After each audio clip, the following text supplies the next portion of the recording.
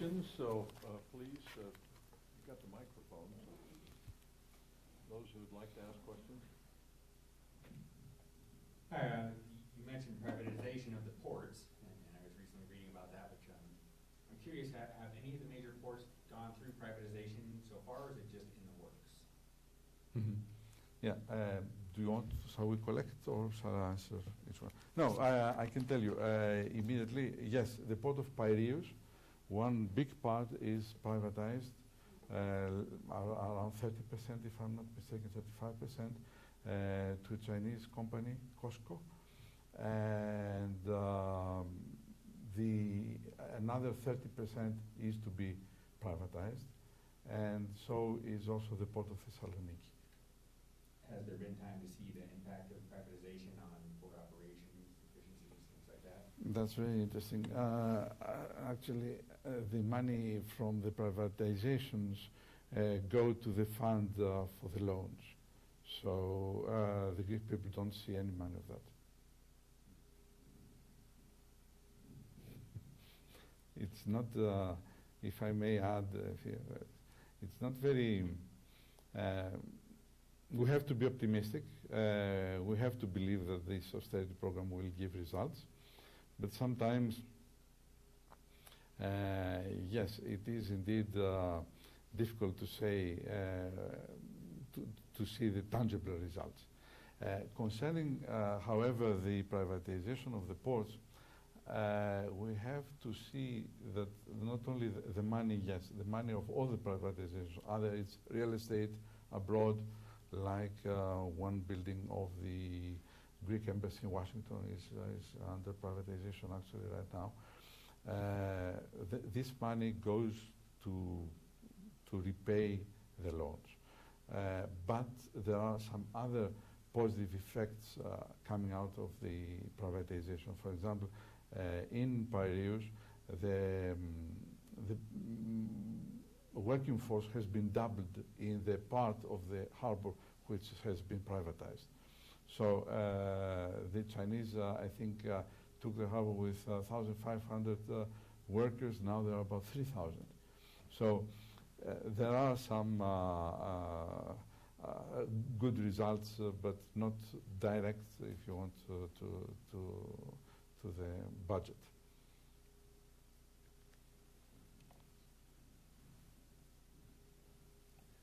Thank you so much. My name is Chris. Thank you for inviting me here. My question is that generally to improve energy industry or any high technology, Greece, do they have a good partnership with Israel? And also, how about also with Turkey? Do they have some kind of a specific issue? Because this is Turkey, and they understand more kind of develop military kind of sector. That's why if you could give us information or comment, we would like to. Thank you so much. Sure, thank you. Yes, with Israel, there is a partnership. We are working together. We have signed several agreements for a more general, if you want, cooperation. The idea behind this cooperation is that the hydrocarbons which will be exported from Israel will be transferred with pipeline to Cyprus and from there to Greece or maybe to Turkey. With Turkey, we do work together because, as you understand, the major energy pipelines come from the east. So indeed, with Turkey, we cooperate even recently when we signed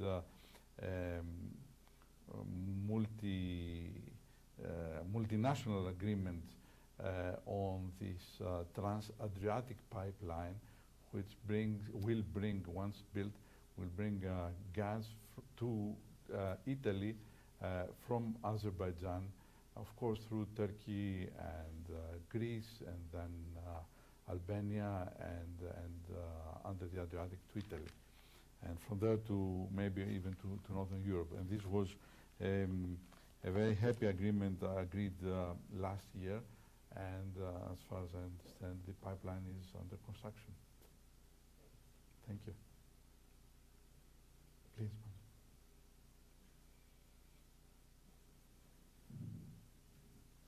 First of all, I'd like to say be kindness. Second of all, I flew to Greece with a gentleman that had been in war over Cyprus, and Turkey came in and took after Cyprus. Is that correct? Mm-hmm. That was awful to me because I am Greek, and my father comes from Lemnos, and that was very, very sad to me that in this day and age this stuff goes on. We've just recently seen how Russia has done what it's done,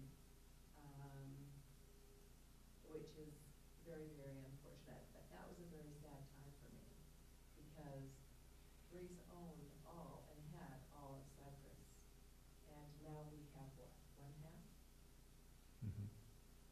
And now we are getting along with Turkey. Well, I didn't want to enter in our national, problems, political problems. But since I'm provoked, thank you very much. First of all, είμαι καλά, ευχαριστώ. Secondly, I'm very happy to see somebody of Greek in the audience. Yes, I mean, Turkey invaded Cyprus in 1974, and it's not me who is saying that. It's the United Nations and the Security Council. Turkey has been condemned for that, and 40 years have passed since then, and we have forgotten it. This is, the bitterness that stays back when we see how the international community is reacting in other invasions. And of course, we repeat it whenever we have the chance, and we try to make people understand that, Greece being, I have learned in the university that Greece being a small country does not have the luxury to ignore international law. This is, yes, this is a luxury. And we also don't have the luxury to accept double standards, because these double standards one day may turn against us.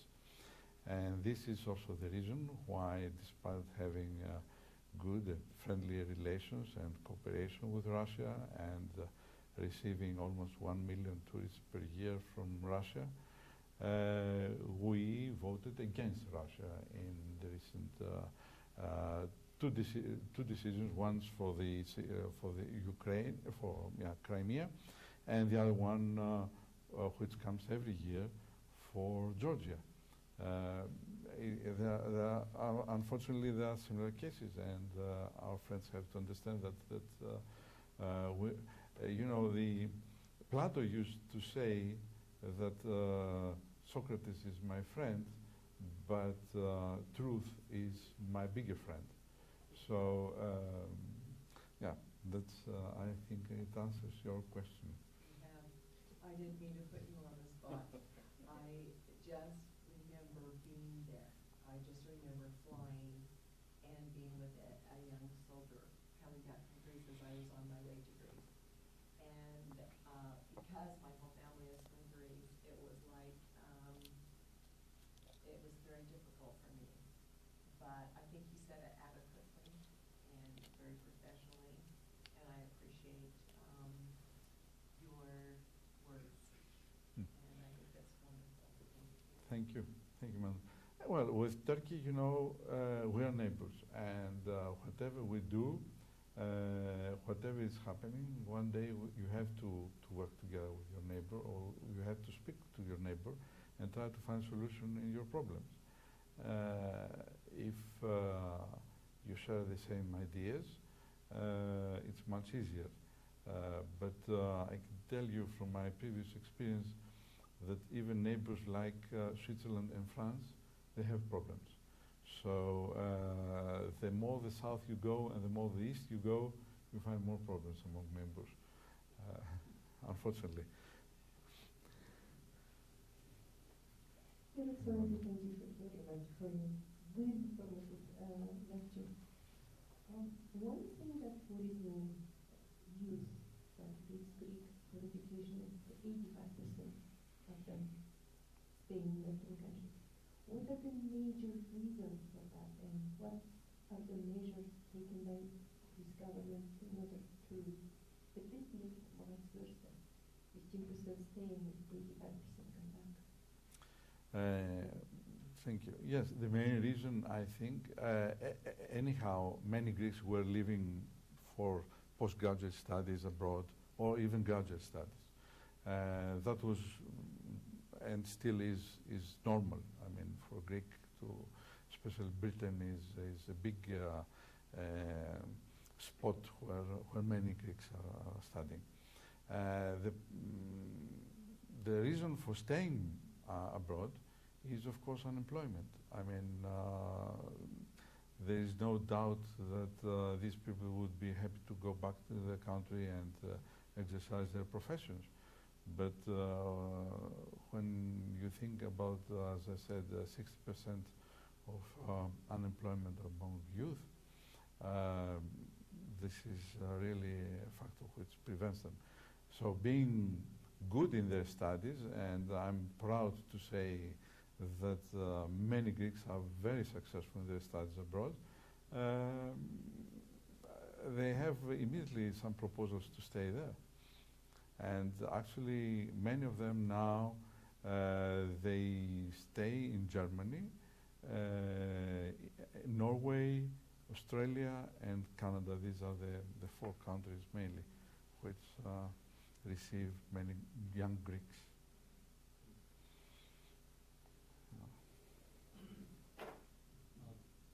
Thank you very much for the introduction and for recommending also the Greek yogurt. I had a chance to try it, and I found it really good, and it's really similar to drink that I used to drink. It's a Russian drink called kefir, and I read the history of it, and it's really similar and originate and contains similar components and affect your health similarly. So I really like it. And so I'm from Russia, and I know that Greece and Russia has a good connections and long history going back. And Crimea also, a lot of Greek people live there, and the culture in the peninsula has an influence. And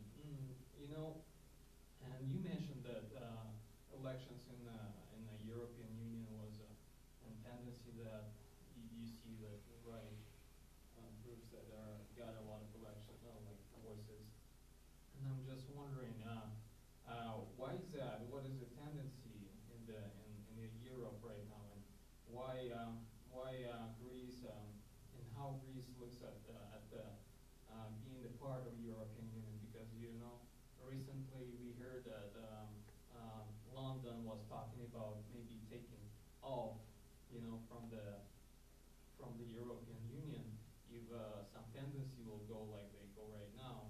And how Greece look at that problem in the European Union, and do they have a pressure from Europe or anything on making decisions on in United Nations votes, like you mentioned about Crimea and Georgia and stuff? Thank you. Well, in the Greek elections, I mean the Greek elections for the European Parliament, there was a very high rise of extreme right wing party, 9%. They got 9%, and this is a result of the situation, the economic situation that the average Greek is finding himself now. The situation where we are now, it is a result it's not a result of sudden, economic crisis. We didn't wake up one morning and find the crisis in front of our door. It is the result of at least 30 years wrong policies. The Greeks still believe in the European Union, despite the fact that opposition claims the criticism against it's not against the European Union in Greece, it's against the government. Many people believe that the government has not negotiated well, has not implemented well, has not explained well the cause and so on. It is not against the European Union, which is very strange. So the Eurosceptics and the extreme right in Greece are not powerful. The contrary, we believe that other similar waves in other countries, like you say in Britain, either with Scotland or with the whole island, that will change a lot. That will change a lot in the way we perceive Europe, because we believe that from this side of the channel, we believe that Britain belongs to Europe. You know the famous story that when once there was a big storm in the channel, the British newspapers wrote Europe cut off. So we believe that, on the contrary, that Britain is a part of Europe, and that would show also lack of solidarity, because actually one of the European values is solidarity. We believe that coming from the same, starting from the same values and principles, we can share also the present. If everybody starts looking at himself and leaving the room, then at the end a big question mark will stay about the European Union. And European Union, whatever we say, it is a successful project. It has still a long way to go, but up to now, despite all the difficulties, we tend to forget the fact that since 1945 there was no more war in Europe. This is the longest period of peace in Europe. So, and that is why also what happened in Crimea and in Ukraine surprised us, because we believe that this kind of reaction, it's not in the books of the 21st century. It used to be before that, but 2 or 3 centuries maybe ago. But nowadays, to solve the problems in that way, it is not. It's not in our way of thinking, and I think that was also one of the reasons why Europe reacted so, actively and surprised in what had happened there. But how you consider the Nazis and fascists that rising in Ukraine? Do you think it's influenced the actions that happened in Crimea? I think I have no, if you want, clear view of what was happening on the ground, but I believe that indeed the previous Ukrainian government did not take enough consideration of the people in general, of what was happening. I'll tell you a completely personal view on this fact, but Ukraine geographically belongs somewhere between East and West. It is something similar to Finland, I would say. And a sudden change of Ukraine to the one or to the other side, it will surprise. I mean, Finland, in order to become a European Union member, it took about 60 years after the war, and is still no member of NATO. So, and I'm talking about a direct neighbor to Russia. Yeah. So, to have Ukraine from one day to the other taking this or that stand and clear stand, I mean, that is something that our European colleagues should have thought about. It would that it would spark reactions from the other side. Despite all these years of peace in Europe, I think there is still a lot to be done on the chapter of understanding one another, the Russian Federation with Europe and Europe with Russian Federation. So I believe that indeed, yes, these people, they went to a Nazist party just blind from what really Nazism is, because Russia has actually fought Nazism. Yeah, I think the whole world.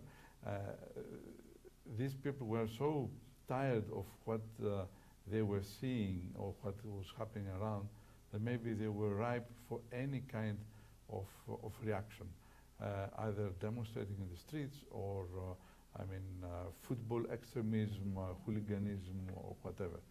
So it needs peace, it needs understanding from both sides, it needs cool head. And for having a cool head, I think we have to be very, go slowly. Thank you so much. Thank you.